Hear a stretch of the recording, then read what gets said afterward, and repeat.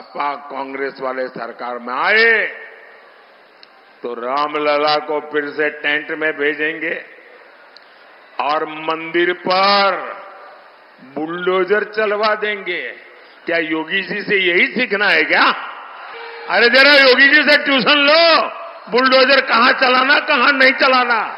नमस्कार, आदाब, सत श्री अकाल, जय भीम, जोहार। मेरा नाम है नवीन कुमार।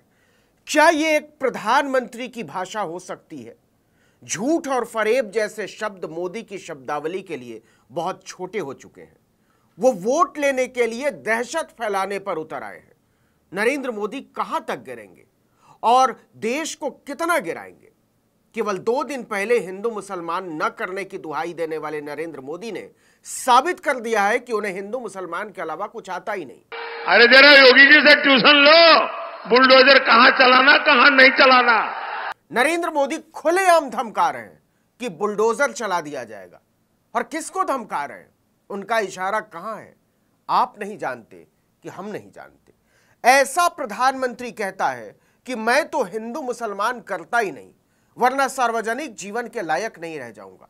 अब सवाल है कि अगर यही सही है तो क्या प्रधानमंत्री नरेंद्र मोदी अभी भी खुद को सार्वजनिक जीवन के लायक समझते हैं? अंतर्राष्ट्रीय मानवाधिकार संस्था एमनेस्टी इंटरनेशनल ने अप्रैल और जून 2022 के बीच सांप्रदायिक हिंसा और विरोध प्रदर्शनों की घटनाओं के बाद असम, दिल्ली, गुजरात, मध्य प्रदेश और उत्तर प्रदेश राज्यों में 128 संपत्तियों पर बुलडोजर चलाने का विश्लेषण किया था। भारत में बुलडोजर अन्याय और भारत के बुलडोजर अन्याय में जेसीबी की भूमिका और जिम्मेदारी नाम से 2 रिपोर्टें एमनेस्टी इंटरनेशनल ने बनाई थीं। इन रिपोर्ट्स में बताया गया था कि अप्रैल और जून 2022 के बीच लगभग 128 संपत्तियों पर बुलडोजर चला दिया गया। एमनेस्टी का कहना है कि इस कार्रवाई के कारण कम से कम 617 लोग बेघर हो गए और उनकी आजीविका बर्बाद हो गई। मैं आपको फिर से बता दूं कि यह सिर्फ 2 महीने का ब्यौरा है। एमनेस्टी की रिपोर्ट के मुताबिक 2022 में दिल्ली के बाहरी इलाकों में मुस्लिम समुदाय के लोगों की 300 से ज्यादा संपत्तियों को बुलडोजर से तोड़ दिया गया। साल 2021 में उत्तर प्रदेश के बाराबंकी में 100 साल पुरानी मस्जिद को तोड़ दिया गया। वहीं 2023 में उत्तर प्रदेश के प्रयागराज में 16वीं सदी की एक मस्जिद को गिरा दिया गया। क्या मोदी इसी की बात कर रहे हैं? निश्चित तौर पर इसका जवाब आप जानते हैं। रिपोर्ट में कहा गया है कि भारत में बुलडोजर मुस्लिम समुदाय के दमन का प्रतीक बन गया है। चिंता का आलम यह है कि एमनेस्टी ने बुलडोजर बनाने वाली कंपनी जेसीबी से भी विध्वंस की इन कार्रवाइयों में उसकी बनाई मशीनों का इस्तेमाल मानवाधिकार हनन के लिए किए जाने के खिलाफ सार्वजनिक तौर पर निंदा करने की अपील की थी। क्या मोदी उसी बुलडोजर क्रांति की बात कर रहे हैं? अरे जरा योगी जी से ट्यूशन लो, बुलडोजर कहां चलाना कहां नहीं चलाना। एमनेस्टी की रिपोर्ट बताती है कि भाजपा शासित मध्य प्रदेश में सजा के तौर पर सबसे ज्यादा 56 बुलडोजर कार्रवाइयां हुई। रिपोर्ट में भारत के कम से कम 5 राज्यों में जेसीबी ब्रांड के बुलडोजर का इस्तेमाल करके उन संपत्तियों को सजा के तौर पर ध्वस्त करने की कार्रवाइयों को दर्ज करते हुए इसे अल्पसंख्यक समुदाय के खिलाफ घृणा अभियान कहा गया है। इन सारी संपत्तियों के मालिक मुसलमान थे। एमनेस्टी इंटरनेशनल के महासचिव एग्नेस कैलामार्ड ने गहरी चिंता व्यक्त करते हुए कहा था कि भारतीय अधिकारियों द्वारा मुस्लिम संपत्तियों का गैर कानूनी विध्वंस, जिसे बुलडोजर न्याय कहा जाता है, क्रूर और भयावह है। इस तरह का विस्थापन और बेदखली बेहद अन्यायपूर्ण, गैर कानूनी और भेदभावपूर्ण है। वे परिवारों को तबाह कर रहे हैं और उन्हें तुरंत रुकना चाहिए। लेकिन नरेंद्र मोदी कह रहे हैं कि तबाही, विध्वंस और क्रूरता का यह ट्यूशन पूरे देश को सीखने की जरूरत है, हर राज्य में लागू होना चाहिए। अरे जरा योगी जी से ट्यूशन लो, बुलडोजर कहां चलाना। क्या मोदी ऐसी रिपोर्टों को पढ़ते भी होंगे? पढ़ना छोड़िए, वो तो इसका मजाक उड़ाते हैं। लेकिन इससे क्रूरताओं की भयावहताएं कम नहीं हो जाएंगी। रिपोर्ट के अनुसार अवैध निर्माण की आड़ में बुलडोजर विध्वंस के इन तमाम कार्रवाइयों में अंतर्राष्ट्रीय ही नहीं, खुद भारत के अपने कानूनों की भी जमकर धज्जी उड़ाई गई। लेकिन मोदी को इन पर गर्व है। रिपोर्ट में खास तौर पर इसका जिक्र किया गया है कि तोड़फोड़ की इन कार्रवाइयों में मुस्लिम बहुल इलाकों को जानबूझकर निशाना बनाया गया और जहां इलाका मिश्रित आबादी वाला था भी, वहां मुसलमानों के मालिकाना हक वाले मकानों और दुकानों को चुन चुन कर गिराया गया और आसपास की हिंदू स्वामित्व वाली संपत्तियों को छुआ तक नहीं गया। मोदी क्या इसी इंसाफ की बात कर रहे हैं? अरे जरा योगी जी से ट्यूशन लो, बुलडोजर कहां चलाना।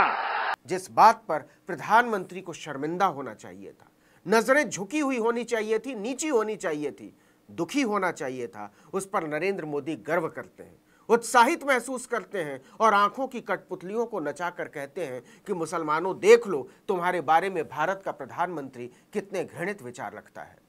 अब एक तरफ दुनिया के देशों की चिंताएं हैं, वैश्विक कंपनियों से कहा जा रहा है कि मुसलमानों को कुचल देने पर आमादा भारत की सरकारों से कहिए कि वो आपकी मशीनों का इस्तेमाल इंसानियत की तौहीन के लिए ना करें, उसे कुचलने के लिए ना करें।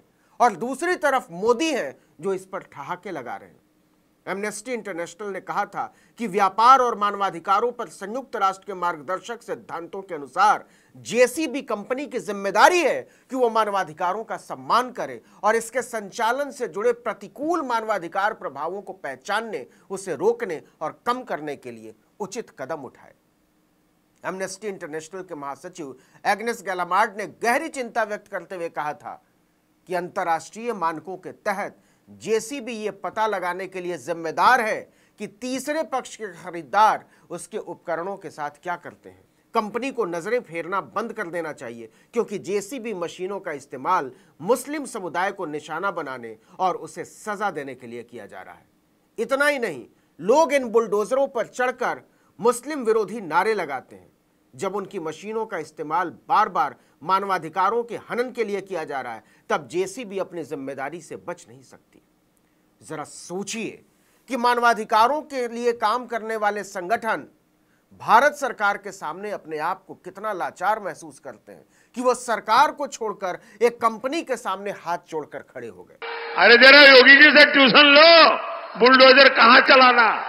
आपको याद दिला दें कि एमनेस्टी इंटरनेशनल ने भारत की सरकार से भी अपनी रिपोर्ट में आग्रह किया था कि वो गैर अदालती सजा के तौर पर लोगों के घरों को गिराने के चलन को तुरंत रोके और सुनिश्चित करे कि जबरन बेदखली के चलते कोई भी बेघर न हो। साथ ही बुलडोजर विध्वंस की कार्रवाइयों से प्रभावित सभी लोगों को पर्याप्त मुआवजा दिया जाए। लेकिन मुआवजा तो छोड़िए, प्रधानमंत्री को इस पर मजा आ रहा है। वो खुलेआम कह रहे हैं कि मेरी सरकार का न्याय निर्माण नहीं, विध्वंस है और यह विध्वंस पूरे देश में लागू होना चाहिए। तो क्या नरेंद्र मोदी मुसलमानों के लिए अदालतों पर ताला लगाने वाले हैं? क्योंकि उनके लिए तो वो बुलडोजर को ही काफी समझते हैं।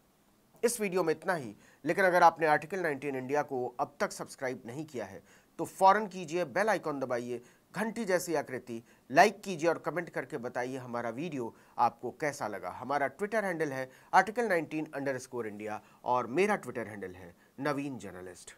नमस्कार।